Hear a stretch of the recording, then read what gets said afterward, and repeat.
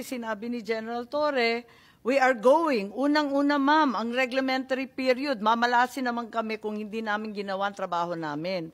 Despite your stance na hindi ito warrantless arrest, may warrant kayo.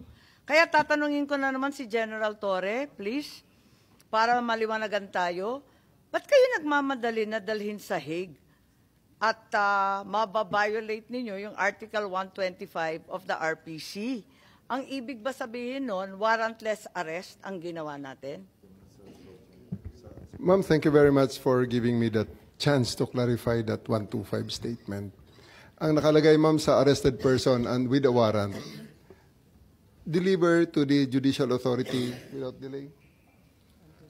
Yeah. So, ang sa akin, ma'am, is wala lang tayong yardstick. Anong po yung binabasa ninyo? We're stating that yung Article 125, puro warrantless lang. Yes, ma'am. Ano yung reglementary period? Pag warrantless lang, pag may warrant, hindi ganun. Pag may warrant, ma'am, is to deliver to the judicial authority that issued that warrant without delay talaga yan, ma'am. So, wala akong yardstick kung paano ko i-define ang without delay. Walang panahon, di ba? Yes, ma'am. Walang reglementary period. Yes, ma'am. So, sinasabi ninyo na nung first hearing na sinasabi ninyo may reglementary period, tama hindi reglementary period, ma'am. Ginawa lang natin. Sinabi mo mamalasin tayo pag hindi natin ginawa yung trabaho sa reglementary period. Nanggaling sa iyo eh.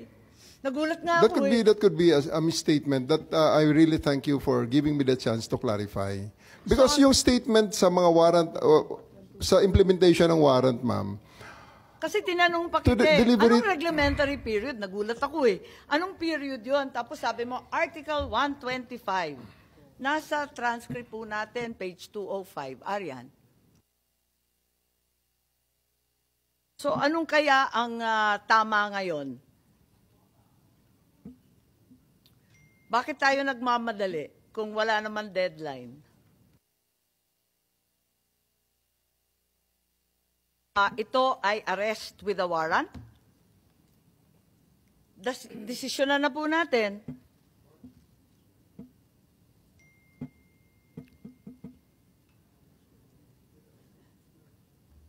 Naku, Senator Bato, pampresinto na ito.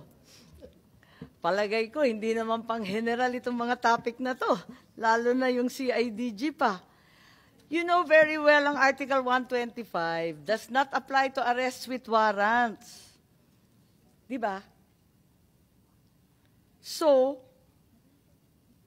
either nagsisinungaling or nag-iiwas. Ano ba talaga? General Torre, please sagutin po ninyo, warrantless arrest ba to na may reglementary period? Or arrest with warrant pero nagmamadali kayo dahil sa isang dahilan na hindi masabi?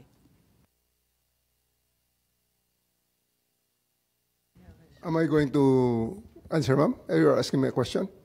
Because I'm saying a while ago, and I think I was cut in the middle of the explanation, that I'm using that 125 just as a yardstick on how to I will look at the requirement of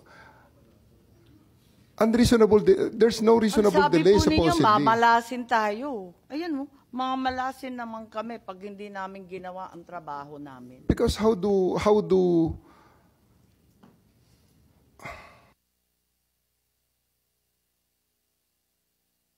po.